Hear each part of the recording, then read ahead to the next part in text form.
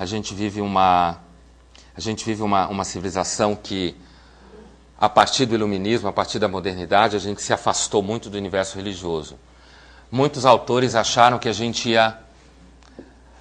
a religião ia acabar, né? O Freud meio que previu isso de alguma forma, porque Freud meio que achou que Deus, ele postulou a ideia de que Deus seria uma espécie de pai não castrado, não é isso? Quer dizer, segundo Freud, a gente descobre com muita dor que o pai não pode tudo o que quer, que o nosso pai é fraco, também é falho, e aí a gente projeta a ideia de um pai que não é assim, e esse pai é Deus, que é todo-poderoso. O Marx achou que Deus era algum tipo de projeção do ser humano para ficar alienado e não tomar as atitudes que tem que tomar na vida. O Nietzsche achou que Deus era um produto do ressentimento humano e do medo diante da indiferença do universo, né? Então a gente projetava essa ideia de Deus para enfrentar a consciência de que você no universo não significa nada, né? Porque, imagina, compara a duração da sua vida com a duração do tempo do universo. Faz esse exercício por 1 minuto, 1 segundo. Você vai perceber a total e absoluta insignificância da duração da sua vida dentro do universo. Se você nunca tivesse existido no tempo do universo, você não faria falta nenhuma para o universo. O universo não estaria nem um pouco... O universo permaneceria indiferente à pequena duração da sua vida dentro do universo, né? A mesma coisa em relação ao espaço do universo. Eu estou fazendo essas relações entre tempo e espaço porque nas religiões, normalmente o tempo está sempre ligado ao espaço. Porque, mais ou menos, o tempo sagrado se dá sempre relacionado com alguma forma de espaço sagrado, né? E aqui também lembrando continuando na linha de raciocínio que eu estava desenvolvendo a partir do Nietzsche, que também é um grande crítico da religião ocidental, tanto o seu tempo em relação à duração do universo é insignificante, quanto o lugar que você ocupa no universo também é insignificante. Sei lá, não é nem o seu lugar que é insignificante, mas o lugar do planeta Terra é insignificante. A duração do planeta Terra é insignificante e o espaço que ela ocupa também. Então a minha vida dentro dele também é insignificante. Sabe quando tem essas tardes de calor, que tem aquele bicho, que acho que é um cupim de asa, que fica circulando ao redor da luz? Lembra? Todo mundo já passou por isso em casa? Tem que ficar fechando a janela. Se você entrevistasse esse cupim de asa, ele provavelmente ia dizer para você que a lâmpada foi feita para ele. Porque ele vive rodando ao redor da lâmpada. O Nietzsche achava que essa é a nossa atitude mais ou menos em relação a tudo que existe. A gente acha que o universo foi feito para nós, que foi criado por um Deus que nos ama, que está aí, o sol está aí para nos aquecer, né? Mudar as estações. Quando você acha que o sol está aí para aquecer você, para mudar as estações, você está no registro do que o Nietzsche chamava de ressentimento. Então, assim, eu estou citando alguns autores que são responsáveis por essa espécie de esvaziamento do universo religioso no Ocidente. Principalmente do universo de pessoas que têm o que a gente poderia chamar de uma cultura mais refinada, né? Ou de um universo, assim, que passa pelas universidades, por uma formação superior, por leitura mais atenta. Mas com esse trabalho todo, digamos, entre aspas, desses grandes cavaleiros do ateísmo moderno, faltou o Darwin, né, para completar o quarteto. Freud, Marx, Nietzsche e Darwin são os 4 grandes cavaleiros do ateísmo, como a gente fala, moderno. O Darwin, evidentemente, com aquela ideia de que, na realidade, o universo é um teatro de um escândalo total. Porque nós estamos aqui, na realidade, para a gente bater um com o outro, e alguns vão sobreviver durante o tempo, e depois vão acabar. E o interessante é que o tempo, na concepção darwinista, é visto como uma duração gigantesca, na qual um mecanismo sonambúlico se repete, e esse mecanismo sonambúlico é, na realidade, o choque entre os elementos que compõem o universo e a destruição de um pelos outros, a duração de uns, até que outros venham e destruam aqueles. Para absolutamente nada, né? Então, se um dia bater um cometa no planeta Terra, o planeta Terra vai acabar, a espécie humana vai acabar. E não foi por nenhuma razão, é porque simplesmente o cometa, por acaso, veio para aqui, bateu e acabou tudo. Então, a compreensão que o Darwin tem da existência humana e do tempo da existência humana também é uma compreensão onde o tempo não significa nada além de um espaço vazio, onde o movimento inercial vai acontecendo, né? E esse movimento inercial leva você a uma hora de solução de você e uma hora de solução da espécie como um todo. E aí, mais uma vez, nesse sentido, nesse processo, as pessoas vão criando mecanismos simbólicos e códigos e tudo isso para, de alguma forma, sobreviver a esse processo de esmagamento da existência por conta desse choque entre as partes, né?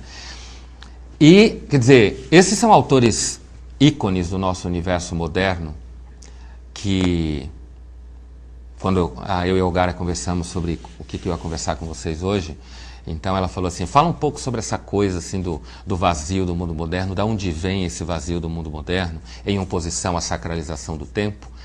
Então esses 4 autores eles são fundamentais para esse esvaziamento, porque, de certa forma, a partir do Freud, as coisas que você fabrica na cabeça é para enfrentar o trauma básico de que você não podia dormir com a sua mãe, que você queria, e com o pai também, você não pôde, e aí você passa a vida inteira reprimindo esses sentimentos e fabricando coisas na cabeça para sobreviver o trauma de um desejo não realizado, né?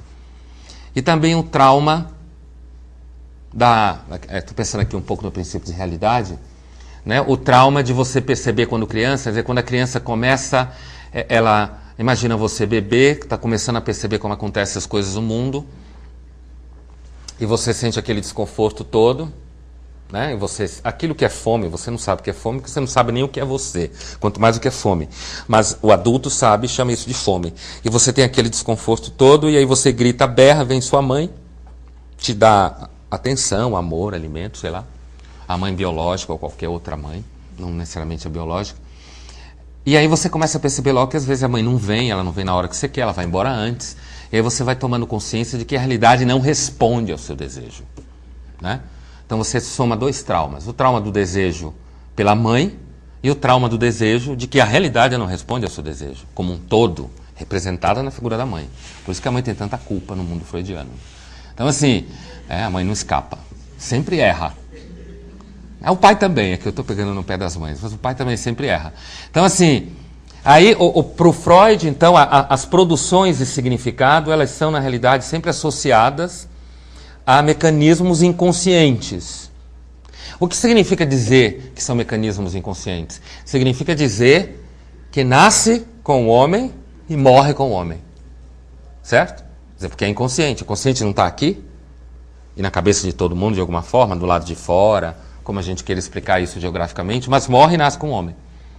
Quando você pensa no Marx, também é a mesma coisa. Quer dizer, aquilo que é produzido como significado é sempre fruto das relações de trocas da infraestrutura econômica, certo? As relações materiais de troca, que produzem uma forma de pensamento na superestrutura da consciência, e essa superestrutura da consciência que produz os significados, os códigos, os símbolos, né?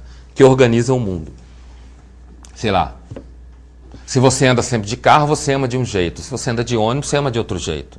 Se você mora num apartamento A, B, você tem uma percepção da relação pai, mãe e filho de um jeito. Se você mora numa casa DE, você tem uma outra percepção de relação. Quer dizer, se você tem um trabalho onde você é muito bem pago e circula entre pessoas bonitas e inteligentes, você tem uma concepção do universo. Se você tem um trabalho onde você não circula entre pessoas bonitas e inteligentes, você tem outra concepção do universo. Ou seja, a fonte geradora da concepção é a relação que você tem com a mercadoria, com as trocas. Logo, nós também somos a fonte do significado, né? Assim como no Freud, só que por outro caminho. No Nietzsche, como eu falava, também nós somos a fonte do significado. Só que eu estou falando do crítico, do Nietzsche crítico, eu não quero entrar na discussão do Nietzsche da vontade, potência, super-homem, senão eu vou muito longe e eu quero ir embora para a religião daqui a pouco para fazer a comparação. Então, assim, o Nietzsche crítico, ele vai, como eu estava dizendo já antes, quer dizer, você é a fonte do significado porque você é um covarde. Então você fabrica significados, né, para justificar o pavor no qual você vive quando toma consciência de que você é extremamente frágil dentro de um universo que é essencialmente cruel, o que o Nietzsche chamava de dança. Aliás, o Nietzsche dizia que só acreditaria num Deus que soubesse dançar, né? Ou seja, num Deus que estivesse dentro dessa dança cósmica de criação e destruição contínua.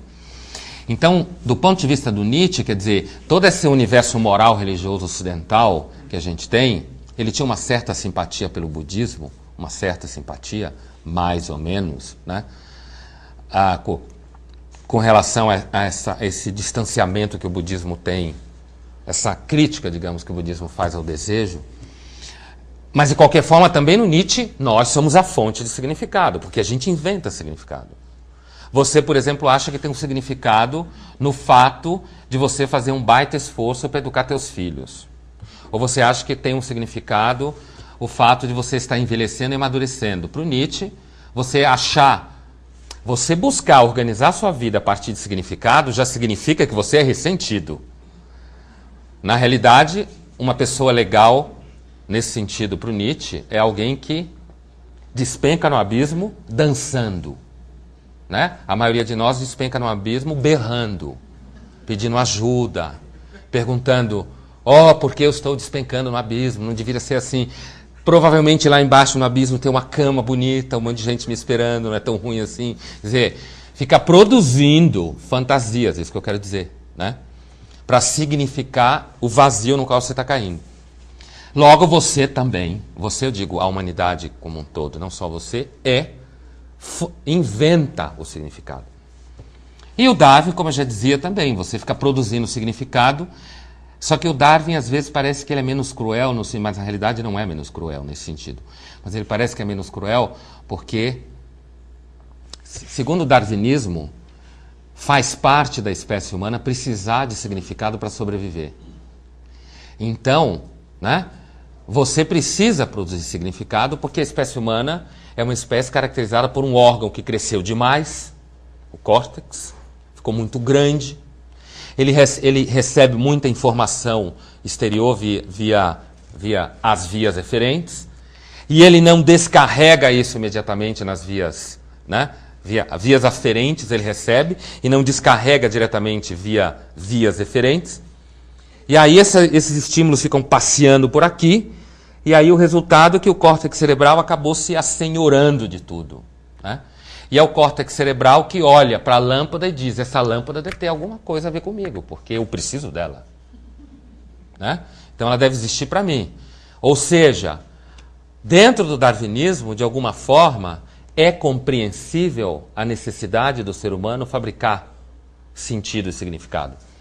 O problema é que tem uma coisa que a gente podia até usar uma linguagem meio freudiana e dizer que é meio inconsciente assim, que é engraçada, que é o seguinte, parece que para um significado funcionar, um sentido funcionar, você de alguma forma tem que acreditar que ele não veio de você, ou da espécie humana. Essa é a grande pegadinha da fala darwinista. Porque se eu virar para você e disser assim, olha, tudo que você inventa é ilusão, mas você precisa, então continue acreditando. Quer dizer, na realidade acaba como se eu estivesse dizendo para você assim, olha, Papai Noel não existe.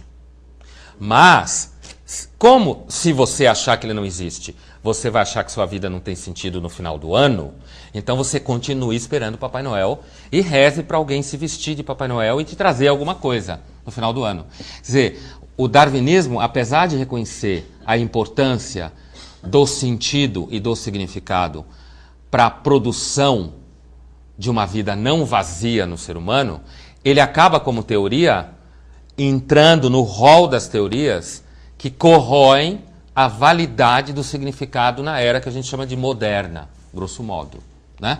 Porque acaba reconhecendo que nós inventamos, né? E ainda que reconheça que a gente tem necessidade disso, como a gente inventou, do mesmo jeito, quer dizer, quando aquele cometa bater aqui e acabar com o planeta, acaba o significado todo e o universo continua indiferente. Porque no fundo, o universo não tem significado. Ele é um monte de pedra e areia espalhada por um espaço vazio, né? E você pode fazer o teste, você vai na praia, conversa com uma pedra para ver se ela te responde. Ela não te responde. O universo é aquilo ali. Pedra. Totalmente indiferente a você. Então, eu navegando por esses autores aqui, eu estou meio que gerando artificialmente uma experiência de vazio.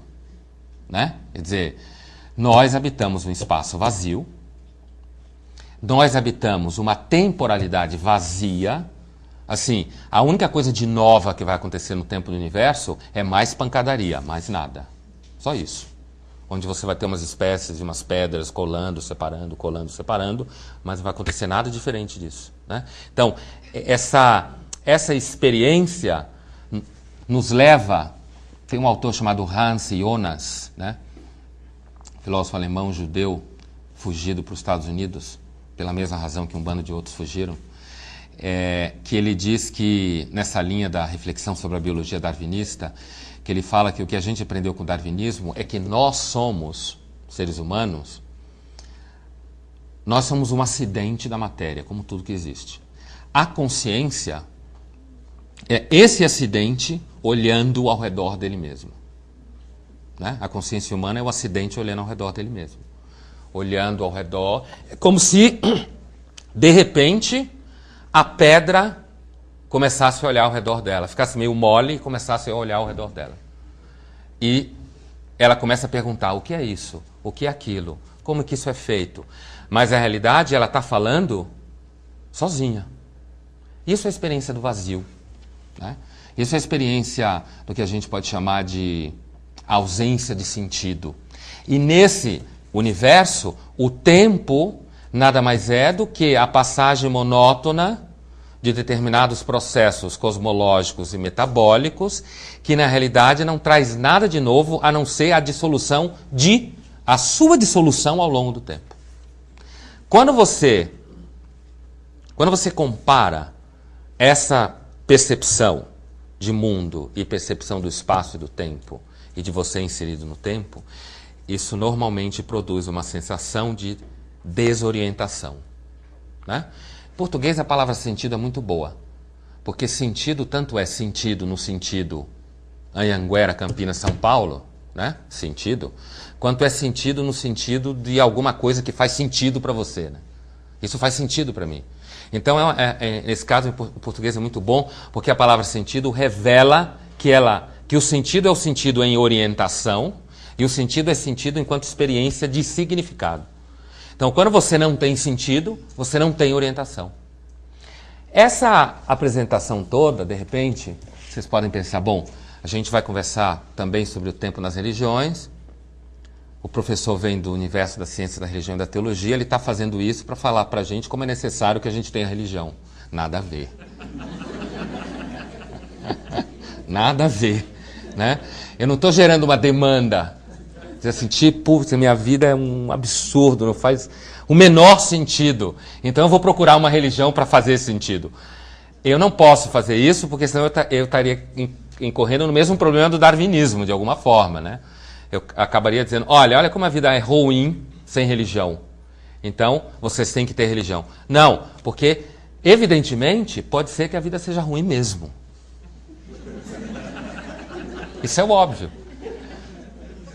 Se você, do ponto de vista do pensamento, não é capaz de lidar com essa ideia de vazio, você está no período infantil do pensamento. Né? O que a gente chama em filosofia da ciência, você está begging the question, como a gente fala. Você está esmolando uma questão. Olha, por favor, me fale alguma coisa que faça sentido. Né? Como alguém que está precisando de oxigênio. Né? E, normalmente, quando você analisa os sistemas religiosos, uma forma de você definir sistemas religiosos bastante razoável, a religião é um sistema de sentido. Toda religião opera com a ideia de sentido. Né? Se o sentido for que estiver em jogo, ela trabalha com a ideia de sentido. E a gente sabe, biologicamente, inclusive falando, do ponto de vista cognitivo, que o homem é um animal que trabalha fazendo sentido. Né? Assim, como a gente fala em filosofia, o homem é uma máquina ontológica. O que quer dizer esse palavrão técnico? Uma máquina ontológica. É uma máquina que pensa o tempo todo acerca do ser. das coisas. E para você dizer que as coisas são, elas de alguma forma têm que estar organizadas para constituir o ser delas, né? Então, o homem é um ser que é uma máquina ontológica. Ele está sempre olhando ao redor e procurando sentido. Aliás, esse é o grande risco de acreditar em qualquer sistema religioso. Porque você pode acreditar em qualquer sistema religioso, porque na realidade você é um mendigo de sentido, morrendo de fome por um sentido, né?